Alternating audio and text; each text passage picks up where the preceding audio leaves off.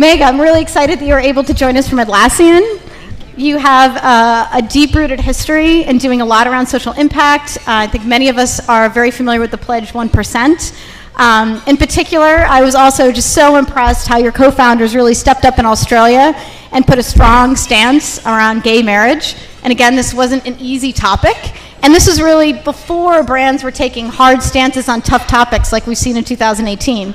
So would love to hear a little bit about, your past successes and how you think about those, and then also what you're seeing as next.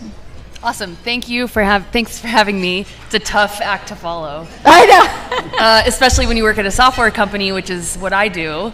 Atlassian is probably a company most folks in here don't know, but we're a $10 billion market cap company. So if you build software, it's highly likely that you use our products. And I think software companies, for the most part, often justified, we don't necessarily have the best reputation, especially the reputation of giving back, contributing to the community. And I think Atlassian has sort of upended this belief.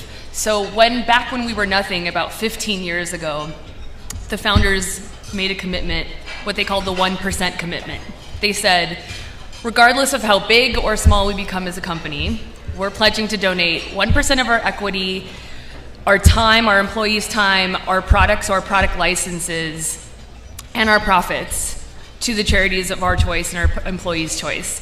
And when we IPO'd in 2014, that became $30 million. So that's pretty remarkable, right? Can you imagine? Yeah, it's awesome. For someone that works at a tech company and is driven by the notion of equity, it's really hard to think about, oh my gosh, when you're a company of nothing, how can we reserve equity for community building? Could you think about that? Like when your company is worth absolutely nothing, you're setting aside equity in the same way that a lot of companies today set aside equity for future employees. And so I think what our founders were doing, much like what Mike was saying at Lyft, is instilling basically values and ethos of giving back from the jump. So we don't never really stop to give back at Atlassian because it's just built into our business model. They're also upending this belief that when you're old and rich and gray, that's when you give back.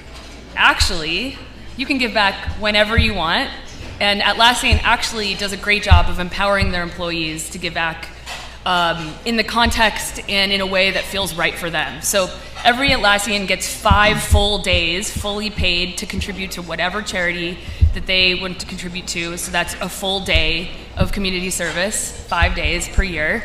And we also are allowed to donate $1 per day every single day. So there are sort of small and big ways for us to give back, which is really, really remarkable. So the other thing you mentioned, Imi, about sort of the founder mentality. Our founders, as you mentioned, are Australian, and I think that sort of contributes to the culture of, I don't know how you say it here, they sort of just go rogue, and it's amazing.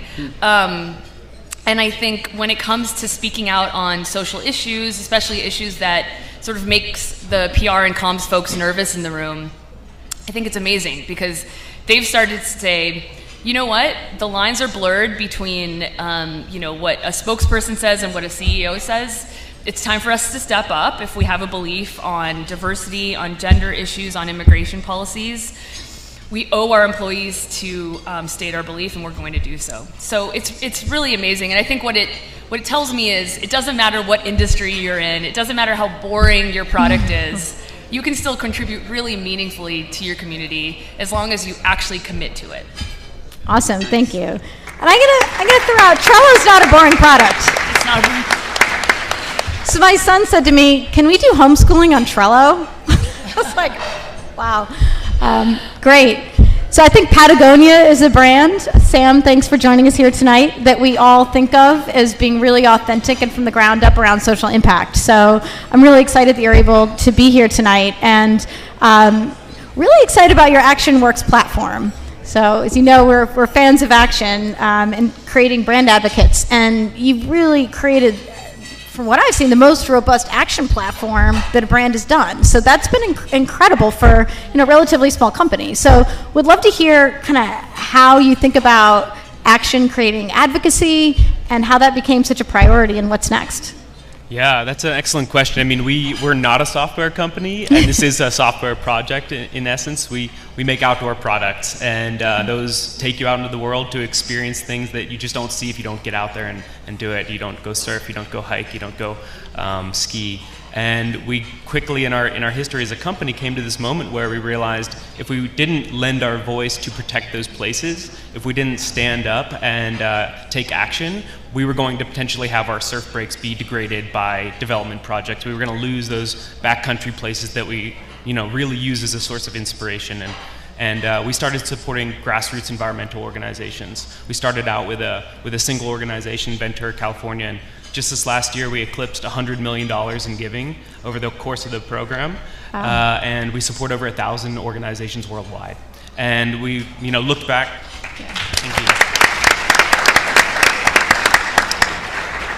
We looked back at this history of supporting the grantees through monetary mechanisms, and we knew that that was never going to be enough.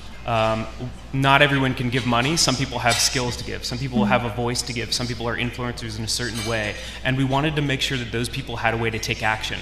You look at the political climate that we're in right now, and everyone is looking for that link. How can I take an action to help improve the worldview that I see, whether that's environmental or it's social or it's environmental justice? There's all sorts of ways to take part.